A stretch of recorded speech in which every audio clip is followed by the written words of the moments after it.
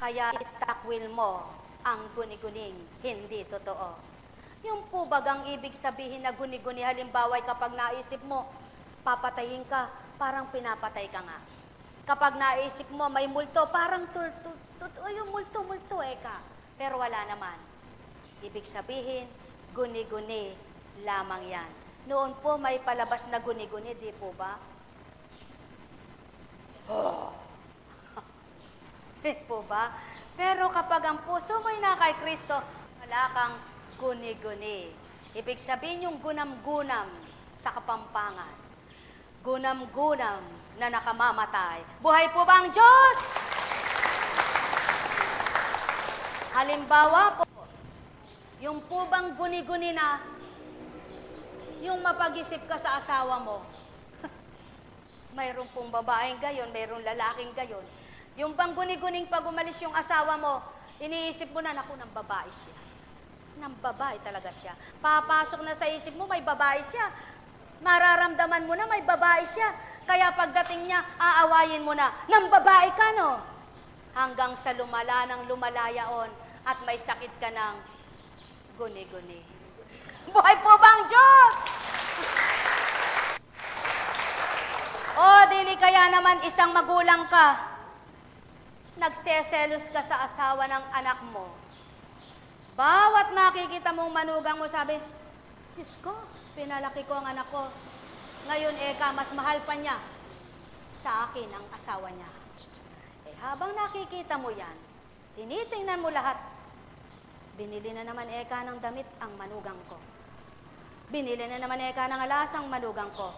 Talaga ang anak ko ay W-A-L-A-N-G. H-I-Y-A.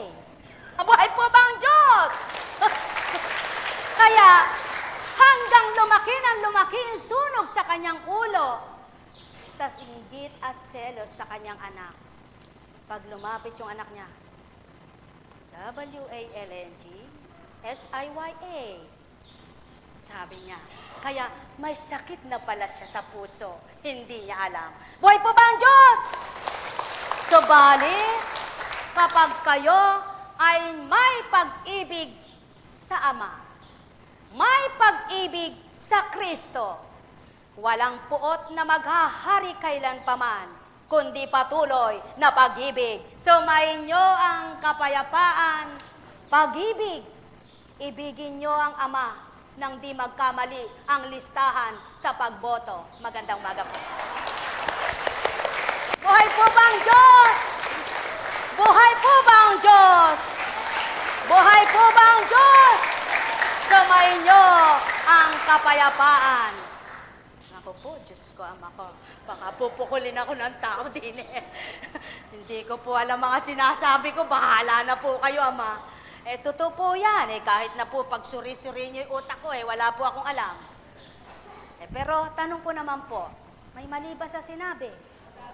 May mali ba sa sinabi? Kung wala po, manalig tayo sa Diyos. Buhay po bang Diyos?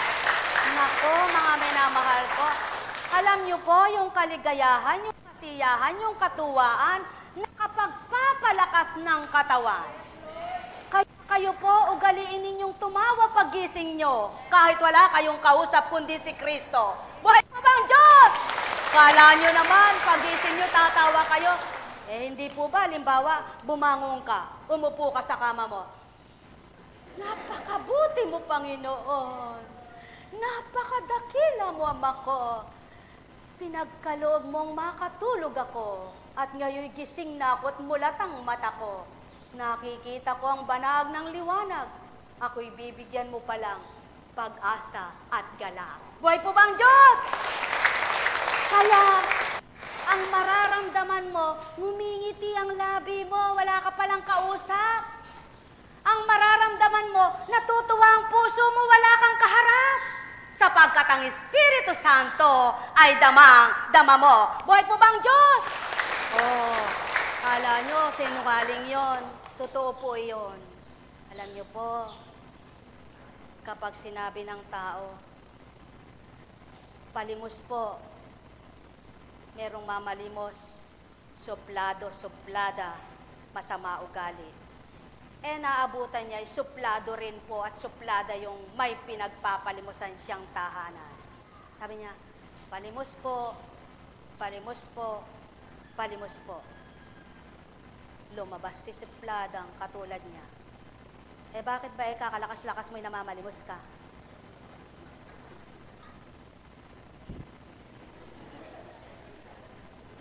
Sagot ng namamalimos.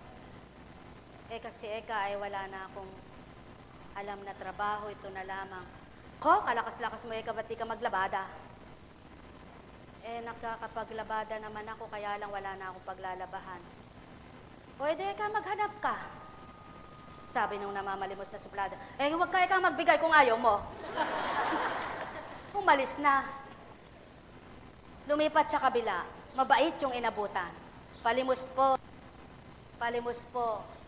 Palimos po. Bakit? Anak, kabag-habag ka naman. Pero, ilang taong ka na ba? Ganito po. Pangarap po ba mamalimos na lang buong buhay mo? Hindi naman po. Talagang suplada ang mamamalimos. Hindi naman po.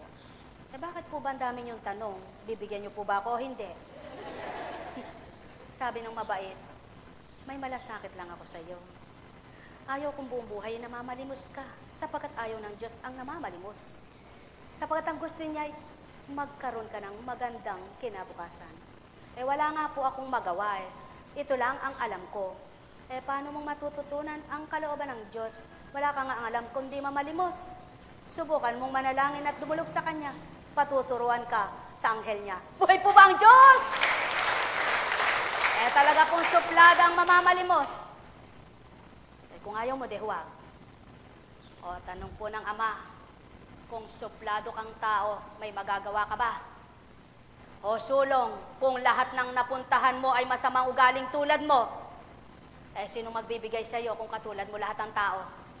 Kaya, salamat na lang po kay Kristo at napakabuti niya.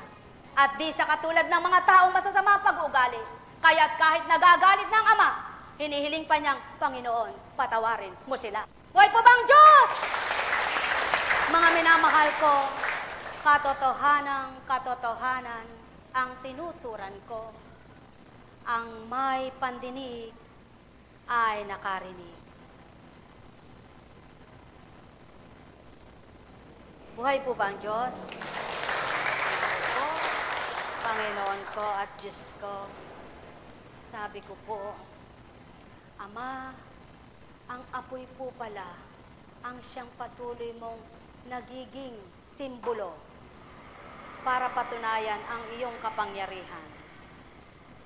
Sa panahon ni Elias, hinamon niya yung mga sumasamba kay Baal.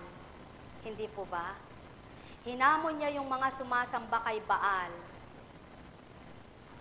na masunog yung toro. Siya po, binuhusan pa ng pagkarami-raming tubig at wala siyang sinindi, kundi ang pananalig niyang ang Ama ang kanyang pinaglilingkuran, kaya't patunayan mo po, Ama, na ikaw ang aking pinaglilingkuran, magpababa ka ng apoy. Ora mismo, nasunog ang lahat. At yung sumasamba kay Baal, wala pong nasunog. Patunay lamang po ng Ama, siya ay apoy ng pag-ibig, siya ay apoy ng kalinisan, siya ay apoy ng kalakasan, at siya'y tanglaw ng sanlibutan. Buhay po ba ang Diyos? Nang panahon ni Moises, haliging apoy ang pinagtawid sa mga Israelita. Ibig sabihin, kilalanin mo lamang ang tanglaw ng buhay mo, mapaghari ang lubos lamang ang katauhan mo, kailan may di ka madidimlan tao. Buhay po ba ang Diyos? Kaya mga minamahal ko, at ng panahon naman ni Pablo, na tinutuligsa ang Kristo, nagpakita na naman ng liwanag na totoo, at naging tanda ng kanyang pagkabulag. Ibig sabihin tao, kilalanin mo lamang ang ningning ng buhay mo. Mabubulag ka sa sanlibutan, subalit magliliwanag ka sa katotohanan. Sumainyo ang kapayapaan, mga minamahal. Buhay po ba ang Diyos? Buhay po ba ang Diyos? Buhay po ba ang Diyos? Buhay nga po ba ang Diyos? Ayan po. Halimbawa po, instant pinagaling ka ng Ama.